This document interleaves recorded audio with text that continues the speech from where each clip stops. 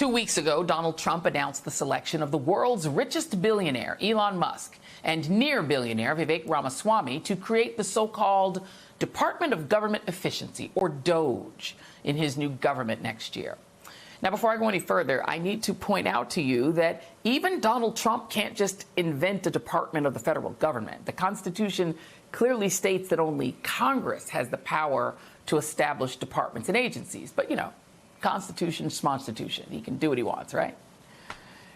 And what Trump is actually doing, besides helping Musk promote one of his favorite cryptocurrencies, coincidentally called Dogecoin, which he promotes on his ex-Twitter and which is up 190% over the past month, also totally coincidentally, I'm sure, is that he's using the powers of the presidency to get around the inconvenient constitutional checks and balances in order to personally decide who wins and who loses in America. Off the bat, Musk and Ramaswamy have already promised massive cuts to eviscerate federal agencies Republicans don't like.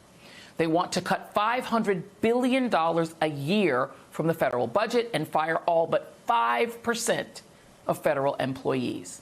They claim, outside looking in, that the agencies have been bloated with federal employees who won't be needed to enforce regulations, since Trump is going to get rid of most federal regulations. So, you know, get ready to enjoy unregulated financial markets, polluted air and water, and raw unpasteurized milk, likely without Obamacare to help you out at the ER.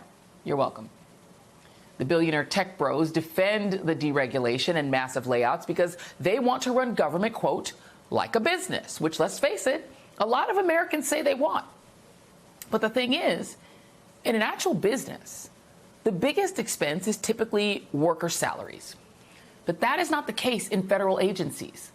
Laying off millions of employees would account for barely 4% of the federal budget. And the majority of those employees that they want to casually lay off, 60% of them, in fact, work for the Department of Defense, Veterans Affairs, and Homeland Security. Many of those employees are veterans and disabled workers, just so you know. And once the DOGE committee has laid off a bunch of disabled veterans, they're going to get together with Georgia Congresswoman Marjorie Taylor Greene, of course, in the House, and Iowa Senator Joni Ernst in the Senate, who will be running DOGE subcommittees in their respective bodies to suss out who gets to go next and what else to cut.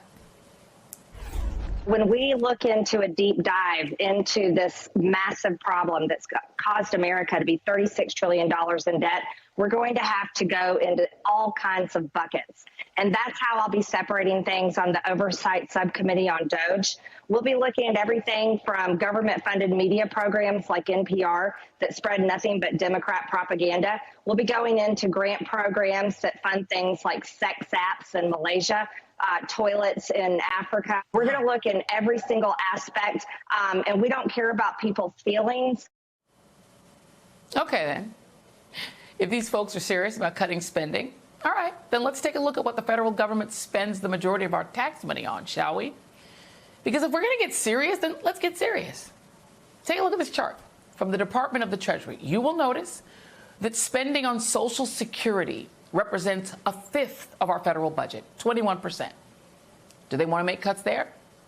Or how about cuts to defense spending? That takes up 18%.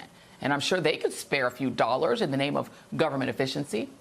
What about health care funding? That makes up 15% of our budget. Maybe Elon, Vivek, Joni, and Marjorie think it's a good way to get the poor and the elderly off the federal dole and out there pulling themselves up by their bootstraps.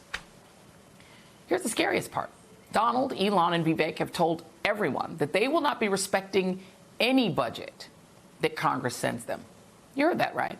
Well, the little old Constitution says Congress has the power of the purse. Donald, Elon, and Vivek say the president has the final say, and he will decide how to allocate the money, and they think the Supreme Court is on their side.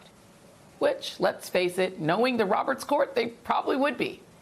Text of the actual Constitution be damned. But okay, if they're open to suggestions, I've got one. Maybe don't renew the Trump corporate tax cuts, which cost us $2 trillion in revenue, causing our current deficits. Or maybe don't renew them next year, which will cost up to $4 trillion. What you should know is that this project isn't about government efficiency.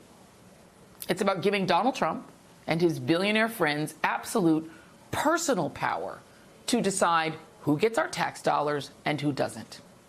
And you got to wonder, how might a certain billionaire with a bunch of federal contracts make out in this arrangement? I'll tell you who I mean and what he could get out of the Doge deal next.